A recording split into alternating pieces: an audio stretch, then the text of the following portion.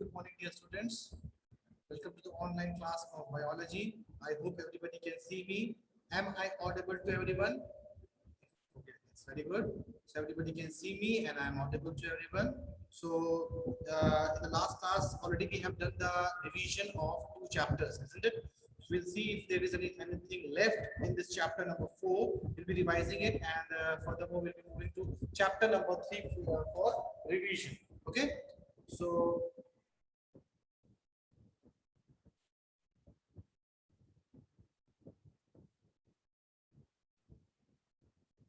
I think all the topics which are given in chapter number 4, that is absorption by roots and rise of water up to the xylem.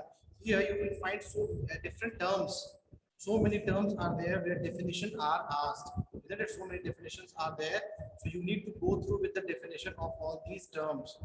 As well as there will be differences can be asked, like differences between diffusion and active transfer, like that. So many terms are there between which differences are written in the book, and it has been explained to you. So you need to go through that, isn't it? Diffusion and osmosis, diffusion and active transport. What is active transport? Define root pressure. Isn't it? Then this one, write an activity to demonstrate root pressure. You will write this activity. That is page number 50. That is given. Okay. So all these things you have to write. Then can you enumerate the positive forces of ascent of sap? The positive forces of ascent of sap will include this capillary force, root pressure, transpirational pull, and cohesion, adhesion, tension. So that you need to write. Now, before moving ahead, one thing I forgot to tell you that your revised syllabus has come. The revised syllabus for class 10th. Okay, I think for Soumya has to ask something. Yes, Soumya. Good morning, sir. Sir, I have not understood, means I'm not able to understand the law of independent assortment. So can you please explain that to me? Law of independent assortment. That is a third chapter. Yes, sir. Okay, I will be explaining it. Law of independent assortment. Okay. I was telling you that the course, the syllabus has been reduced. Okay, so those chapters which are reduced now, the board has reduced those chapters. I have not even taught. So I'll be after your this examination when we'll be having the class. See, the Saturday is your class for preparation. That is the day given for the preparation. And after that, whenever we'll be having the next class, I'll be discussing first of all the reduced syllabus. Then we'll be moving ahead. Right now, what is not coming, what is reduced in this is what the chapter that you have studied, and what is reduced from that is dihybrid cross. Dihybrid cross is reduced. Means this law of dominance, law of segregation, and law of independent assortment. Okay, all these laws which are included in this dihybrid cross. Okay, that is, I hope that is reduced. Rest of the things are like that itself. And then there are some chapters that we have not studied that will be coming henceforth. So that those chapters are also reduced. So that I'll be discussing later. Okay, Saksham has to ask something. Yes, Saksham. Sir, please tell the important diagrams. Important diagrams. See, Yes, diagrams in biology cannot say this diagram is important, this diagram is not important. All diagrams are important. Basically, you will find that this diagrammatic based questions can you see. Diagrammatic or application skill based question. So here you will find so many diagrams. Huh?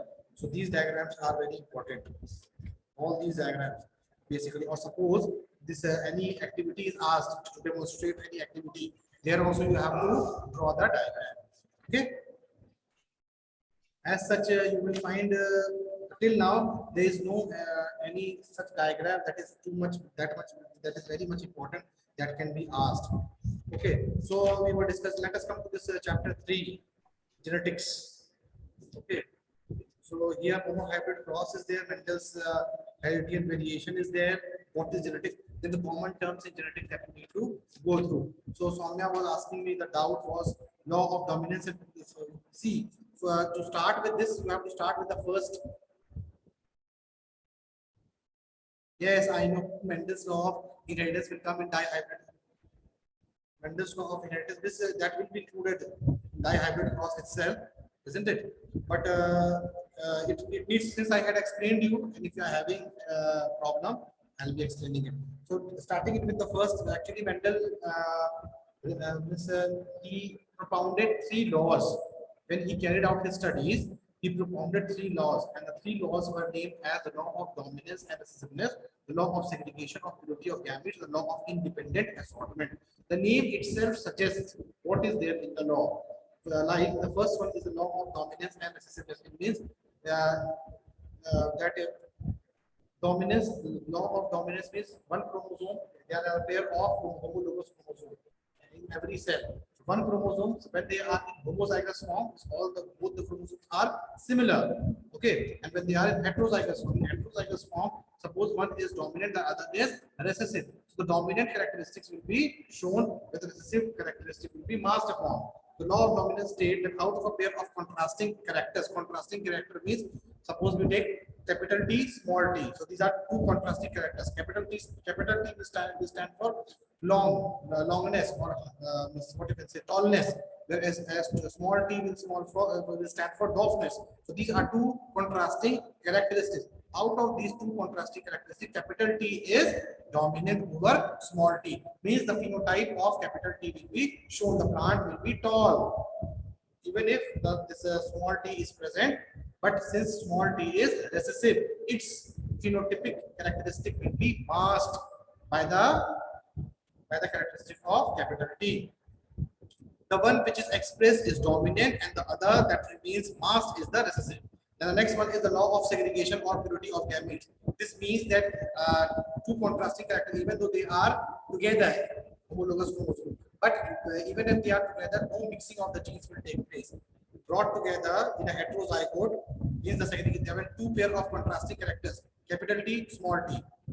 They are brought together. Or if we say 2 pair of contrasting characters, like 2 characters, if we take like tallness or yellow seeds, yellow seeds and round seeds, in that 2 characters are there. Even though they are together, okay, you can see here contrasting characters are brought together in heterozygote, that is a hybrid. 2 members of the allelic pair remain together without bending. Even if they remain together, capital T, small t, these 2 remain together, but no blending of the genes will take place. No blending, they remain together without blending. The 2 alleles separate, and these 2 alleles will separate out, forming 2 types of gametes. So this can be studied in this F1 gamete, capital T, small t. You can see a capital T and small t. 50% of the gametes of each parent have dominant gene, that is capital T, and the other 50% have recessive, that is small t. Because all the individuals of the generation will have it. And even if capital T and small t are together, but it will not have any effect. The presence of the both alleles will not have any effect. This their random fusion to produce F2 generation results into 4 different combinations. But what will happen? Mixing will never take place. And independent assortment means when there is simultaneous inheritance of 2 pairs of contrasting characters, again 2 pairs of contrasting characters, when they are simultaneously inherited, means they are transferred from one generation to the other generation. The distribution of the factor of each pair of gametes is independently assorted, means they are not dependent. Means the what you can say, the allele for tallness will not always depend on the what you can say, size of the plant, tallness or type of the leaf. Both these characters will not be what you can say joined. They will not be dependent upon each other. They will have their own what you can say. Means they can assort independently. Okay, they are having their own effect. That is what written here. That 2 pairs of contrast, the distribution of factors, means the factors which are getting distributed in the gametes is independent of the distribution of the other pair. Means how the other pair is getting distributed, it is not depending. Like you can also 2 pair of contrasting character, like yellow color and shape, round and yellow and round, green and wrinkled. These are 2 characters. So yellow color will not, suppose a seed is yellow, it will not depend upon The other characteristic, that is smoothness or wrinkleness, it is not dependent on that. It can, both the characters can be independently, they can move in the formation of gametes. Is it clear to you, Soumya? Okay. So this is independent law of assortment. Now in this sex determination is there like heteromorphic. Can you tell me what is the meaning of heteromorphic? You will tell me the meaning of heteromorphic. Anybody is there in the class? Soumya Tiwari is knowing the answer. Yes, Soumya. Sir, males are heteromorphic, means their one sex chromosome and the other sex chromosome is different. One is X chromosome and the other is Y chromosome. Last pair of chromosome in the males are different, but they are aligned together. The last pair of chromosome, that is the sex chromosome in the males, is X and Y. Okay, so this last pair of chromosome is which are aligned together, but they are dissimilar. And this is only called as heteromorphic. So keep this thing in mind. Human males, the two sex chromosomes are dissimilar, and that is what called as homomorphic. Heteromorphic. Homomorphic means last pair of chromosomes are similar as the case of males. Got it?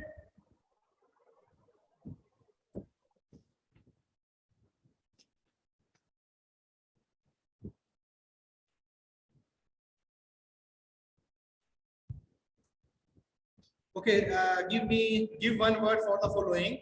Males, what are the males having only one X chromosome called as?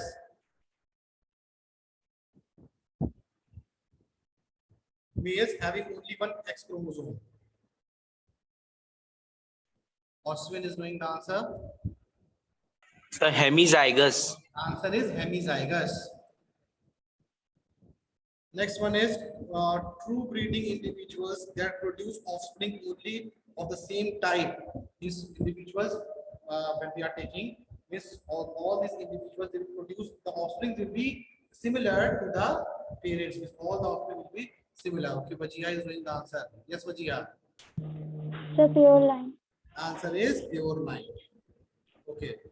So these questions are, unless you have already solved these questions, isn't it?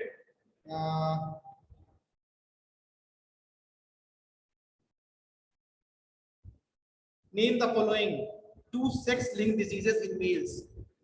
Is there anybody who's knowing? Okay, Dipesh is knowing the answer. Good morning, sir. Good morning, Dipesh. Can you name two Sir, sex-linked diseases in males? color blindness Color blindness and hemophilia. and hemophilia. Hemophilia.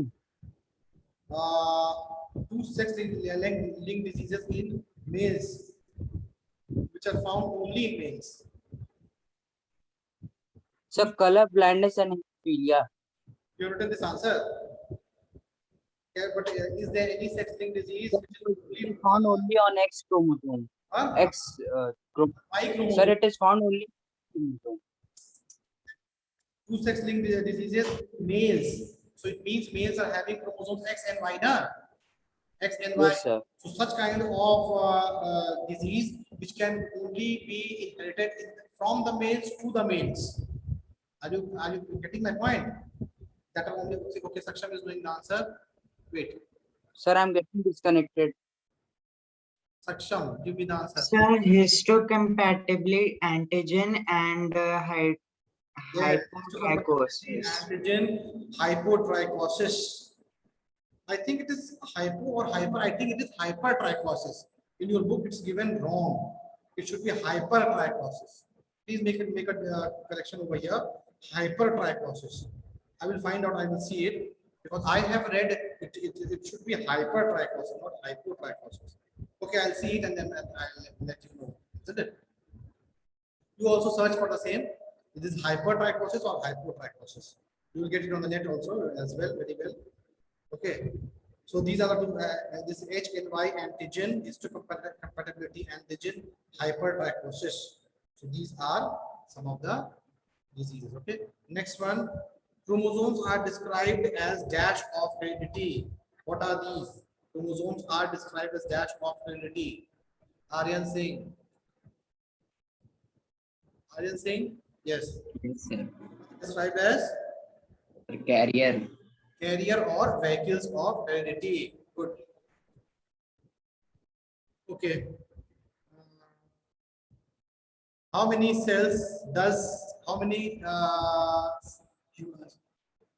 pairs of chromosomes does human cells have? Oswin.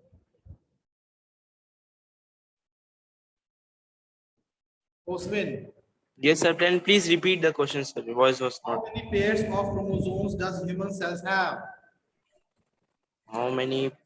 23 pairs, sir. Yes, 23. Next is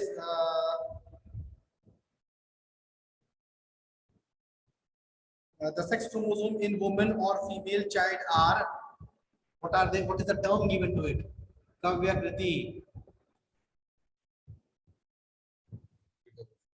Sir, repeat the question. It's a network problem. The sex chromosome in a woman or female child are dash. Homomorphic. Huh? Homomorphic. Homomorphic. And that is the term. And what are the name of the what chromosomes are there? X and X. X. Yes. X.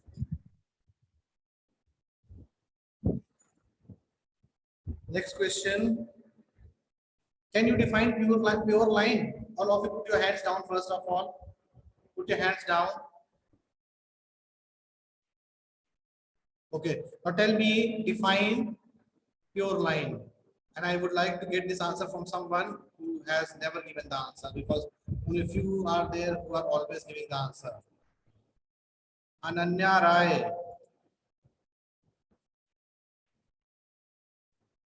Ananya Rai. Do you know the answer? Pure line. Okay, open your book and find out where is this pure line given and tell me the answer. First of all, you unmute yourself, Ananya.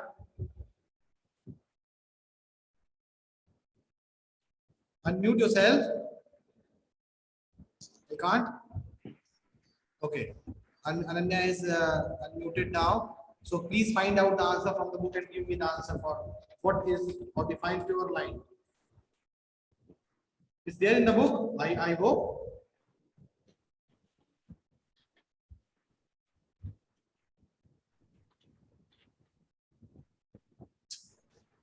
I think I gave this answer also. You all are not studying, it seems. Huh? Very clearly, it is given on page number 25. Ananya, open page number 25. Yes, sir. You have seen. Can you see this common terms in genetics? Yes, sir. Okay. Can you see this pure line or pure breeding line or true breeding line? Yes, sir. Can you see the definition there? Read it out. The individual that are all homozygous so that their offspring show no variation. This is the definition for pure line or pure breeding line or true breeding line. Got it? Yes. So I think you have not prepared anything. Okay, tell me who is called as the father of genetics? Who is called as the father of genetics? Ayush. Ayush Shukla.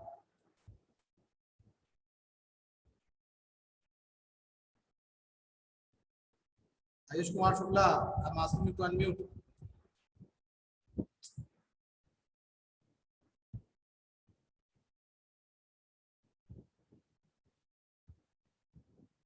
Ayush. Yes, Ayush. Ayush Kumar. Sir George Mendel. What? George Mendel. Mendel, huh? Yes, sir. Gregor. He's Gregor Johann Mendel. Okay? Yes, sir. Okay, now tell me who coined the term gene for the unique identity factor?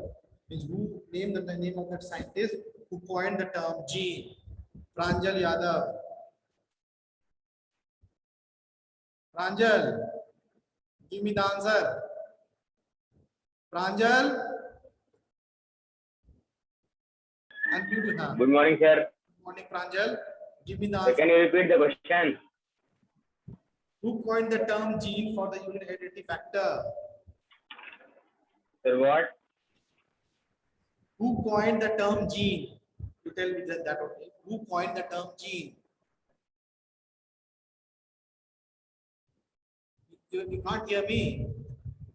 Why are you frozen now? Mansi. Mansi, unmute yourself. Yes, Mansi. sir. give the answer. Johansson. Yes, it is Johansson. Good. Students, when you come for the revision, please at least prepare something. I can find only 10% out of 100%, only 10% students, if they have gone through the quiz. Are you all waiting for the last day to prepare the chapter? Tell me. Please don't prepare for the last day to go through all the chapters. There are so means all these chapters are complicated ones, and there are so many subjects that you need to prepare. So please take out some time. You are getting nowadays to prepare only, isn't it? Nowadays we are not running any new classes that you will find any difficulty. Nah? So right now this is the time to for your preparation. We are going through revision classes, and you can revise the topics very well. Whatever doubts that you have, then only your doubts will come in. See, many students they are when they are going through, then only they can coming across their doubts and they are clarifying their doubts, isn't it, in the class? So this way, this is not the way actually to simply ask questions and see. I know the book is in front of you. Many of you, I can see they are turning the pages to give the answer. Okay, don't make it a habit.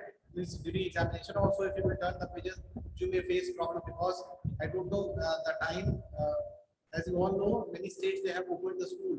Very soon, I go for from 9 to 12, the school will get open. It will be opened for class higher classes 9 to 12. It will be opened, and you may have suppose this examination you are giving from home. The next examination you will be giving from the school itself. If you are not preparing, if you are right now, if you will be looking from the book and giving the answers, you will be facing problem. Or you may also face the problem during your board exam. Suppose that the situation is becomes normal and you have normal board exam. So if the content is not clear, how will you write that? And I'm not going to repeat it. Right now, revision I'm taking. Okay. After that, once I'll complete the revision, once the exams are done, we'll be switching on to the next chapter because I have to complete the whole book, the whole syllabus I have to complete, isn't it? And then we'll not turn back. I'll not come back.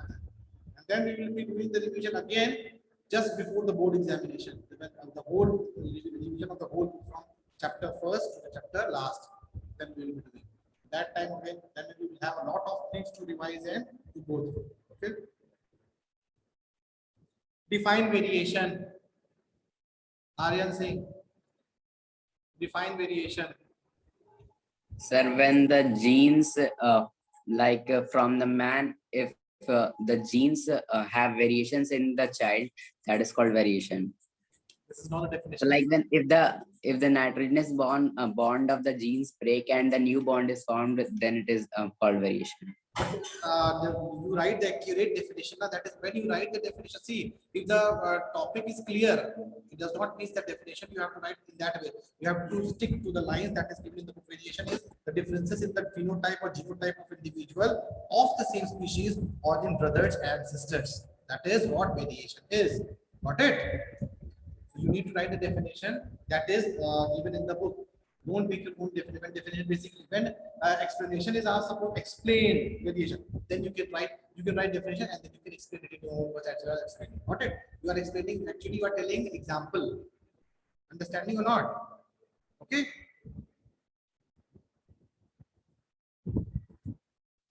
Next.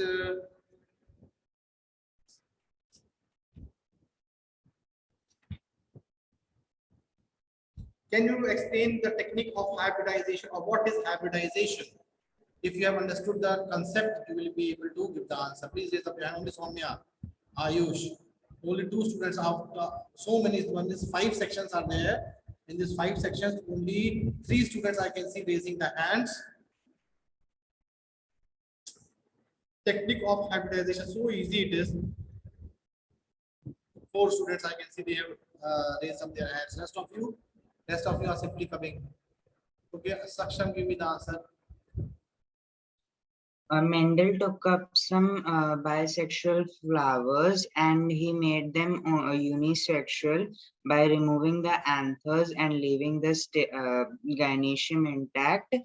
This is known as intact and the male reproductive organs, that is the anthers, were removed. Means that the bisexual flower was converted into a unisexual flower. What was the emasculation. huh? Emasculation. That is called as emasculation. Can you tell me the reason behind emasculation? Why this emasculation is done? I will ask this question from Dipesh. Why emasculation is done? Why at the time of hybridization, why emasculation is done? Dipesh. Dipesh is, I think he is unable to hear me. Krishna Yadav. Krishna Yadav. Why is emasculation done at the time of hybridization? So emasculation is done because the flower can't reproduce itself, means do not produce seed. The exact term is you are Fertilization. in order to prevent self-pollination. In order to prevent self-pollination. Since the flower is bisexual, na? Isn't it? Yes, sir. Why are we removing the male part so that the pollen from the anther of the same flower should not stick to the stigma of the same flower. That is called a self-pollination, to prevent self-pollination. Okay. Okay. So, Saksham, please continue. Yes, sir. So then the pollen grains from another plant of the same species were taken out and were introduced on the stigma of that emasculated flower. After that, the tagging and bagging of the emasculated flower was done. Stop, Saksham. Now, who will tell me what is tagging and bagging? Explain tagging and bagging. I know Somna is doing the answer. Dipesh, can you tell me tagging and bagging? Okay. Dipesh, tell me what is tagging and bagging. Covering that flower with a muslin cloth so that the pollen grains cannot come from the external sources. From other sources, it cannot. External sources or other. That is what is the procedure called? That is called as bagging. A bag is what you can say. Flower should Flower is covered. with a bag. That bag may be made up of muslin cloth, maybe. And what is Yes. tagging? I think I should ask tagging from someone else. Sudipti, do you know the meaning of this tagging? Sudipti, unmute yourself. Sudipti is not knowing. Misty, do you know? What is okay? Misty is knowing what is tagging. Sir, tagging means labeling. Very good. Tagging is labeling, so that the plant which is emasculated after bagging, you need to tag it, means which flower is that, isn't it? And in order to write that emasculation is done. Okay, for that tagging is done. Okay, let us move on ahead. Saksham, where are you? Yes, sir. Continue, Saksham. Yes, sir. After the emasculated flower is enclosed in the muslin bag, it is left over for the fertilization to take place, and this is only known as the technique of hybridization, through which different offsprings are produced. This plant in the next generation are produced, isn't it? Actually, what is done? Desired pollens are introduced. First of all, emasculation is done. Now on the stigma, when it becomes mature, desired pollen are introduced or dusted with the help of brush. It is dusted upon, and in order to prevent the mixing of pollen, any entry of pollen from outside from external source, tagging is done. The tagging is done in order to write that, in order to mention that the following flower is, it is what you can say, it is pollinated. It is pollinated, and this is brushing or dusting of pollen grain on the stigma. It is called as artificial pollination, because it is being artificially introduced with the help of brush through the humans, isn't it? That is called as artificial pollination. Artificial cross pollination is carried out, and the bagging is done in order to prevent the mixing of the pollens. Tagging is done in order to put the label that this the particular flower is fertilized. Okay, it is pollinated, and after pollination, what happens? The pollen will start to germinate on the stigma, and furthermore, it will carry out the process of fertilization. Fertilization will result in the formation of seeds. Those seeds, when they are sown again in the ground, they will develop into the plants that will belong to the next generation, and they will have all the characteristics of the desired species. They have the characteristics of the male and female plants of which the pollen and stigma were taken. Okay.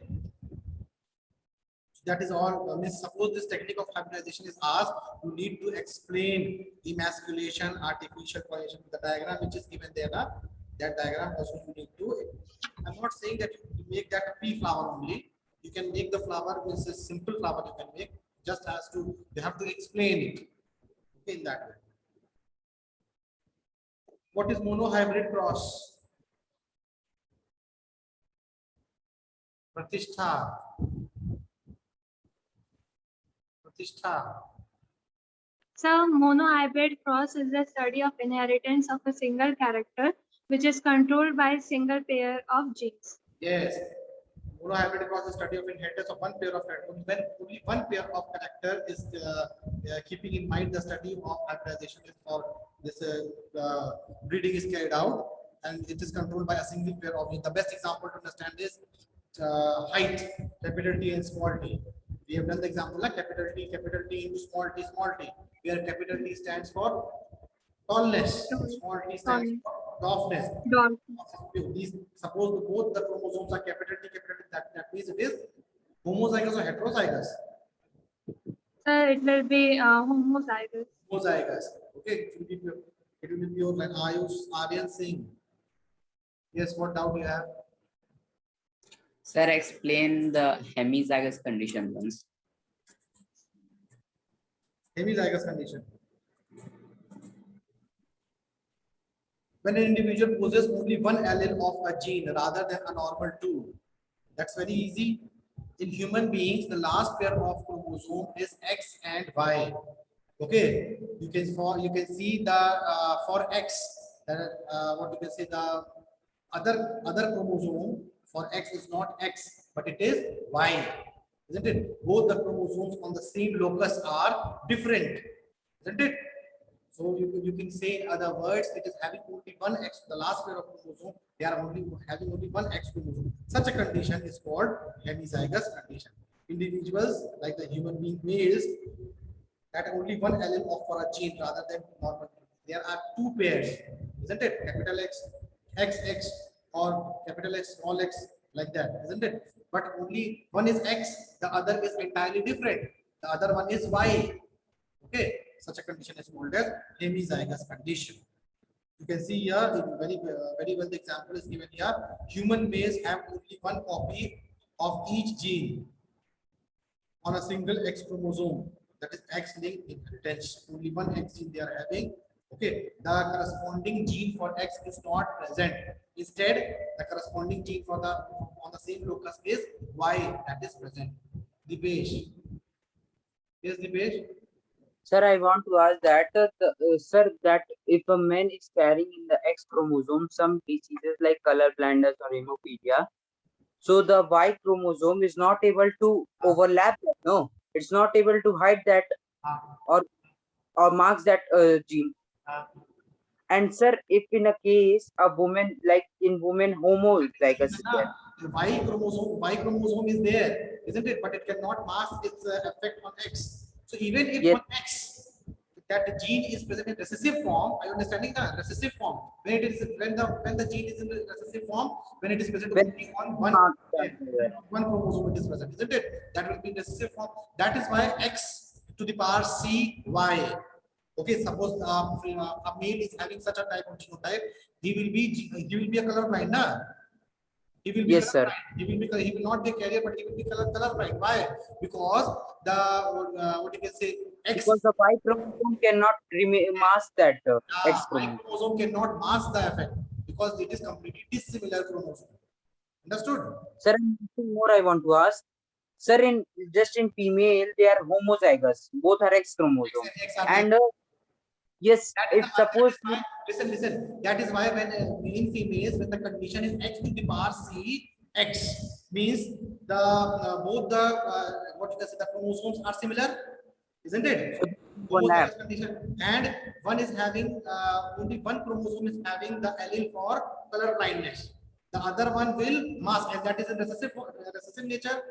So that will the other one will dominant one will mask the effect. So in that case, the female will not be a colorblind, she will be a carrier.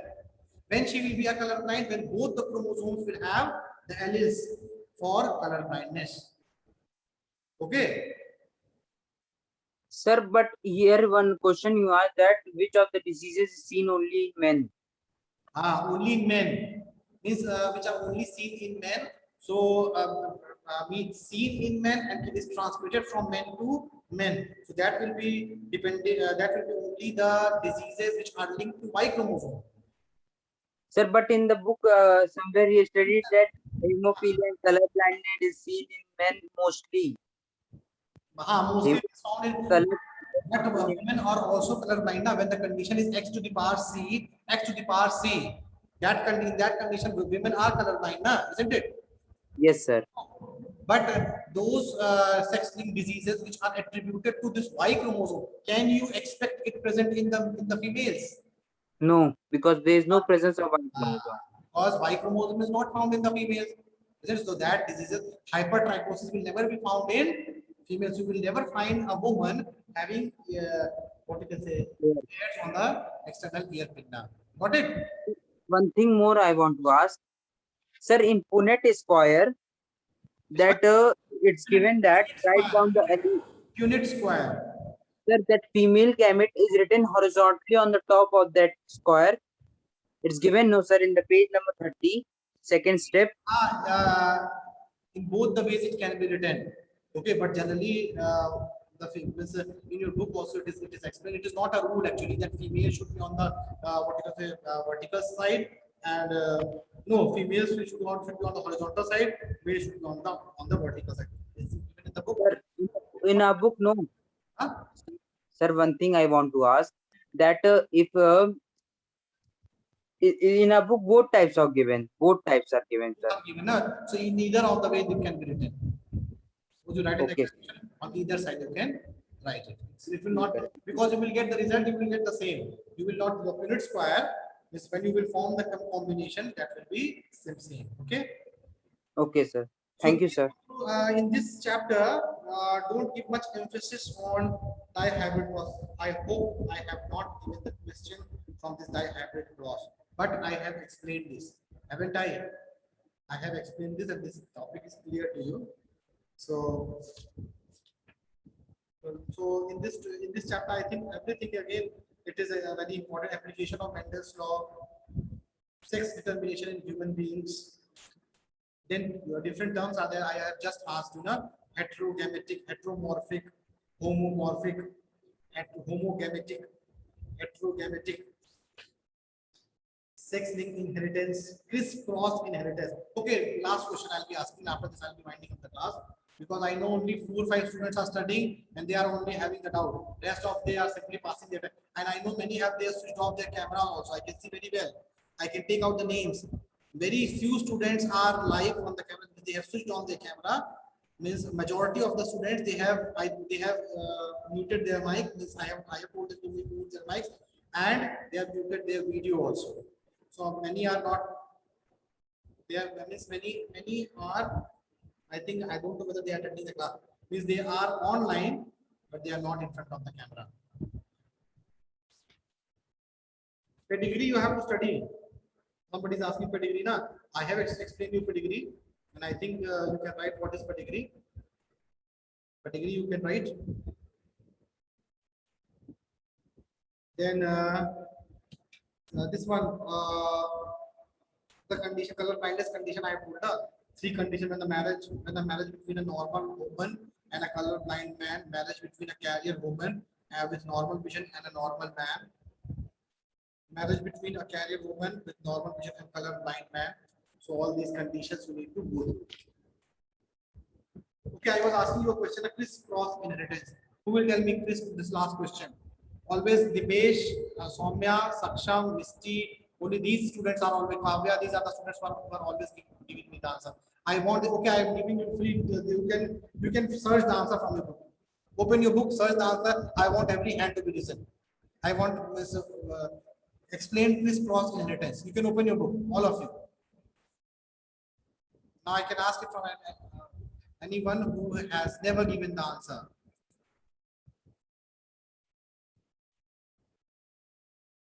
See, many are there. Yashveer Singh, are you there?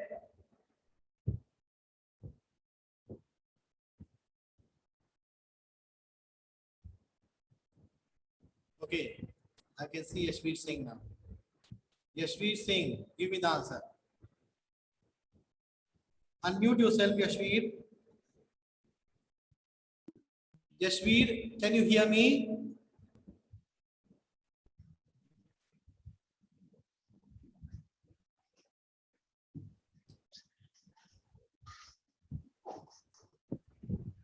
Yashveer, can you hear me? Astha Pandey.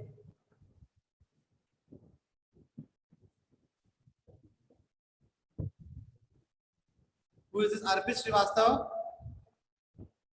You have put a DP, live life king size. Please don't do that. Otherwise, I'll be giving a complaint to the principal's office, and you will be not be from the next time. You will not be able to enter the chat room. Please don't put any DP. You are supposed to be live with your camera switched on. Sanchi Gupta, unmute yourself and give the answer. Crisscross inheritance. You can look into the book and give me the answer.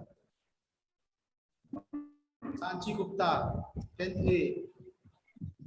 Yes, sir. Give me the answer. Explain crisscross inheritance. What happens, Sanchi? The sex-linked inheritance in which X-linked genes are always transmitted from father to daughter and mother to son inherit. Yes, you have to keep this in your mind that every time the X-linked genes are always transmitted from the father to the daughter. Is the X, you know, the chromosome Daughter. father is X and Y, so that X will be transmitted to the daughter. Daughter will have XX. So one X she will get from the father, the other X she will get from the mother. So and in the case of the of a son, the son will get its X from the mother and Y from the father's side. So means the X from the mother will be received by the son, and the X from the father will be received by the daughter. That is crisscross inheritance. This is what explains crisscross inheritance. So please go through this chapter very well. Prepare all the questions, the application skill based questions that we have solved. Please go through that. The multiple choice question, long answer type question. Okay. Please go through this, and hopefully we'll be doing this 1 and 2, chapter number 1 and 2 in the last revision class. Okay. So here I am ending up the lecture. The time is out. Okay. So study well and prepare for the examination. All the best.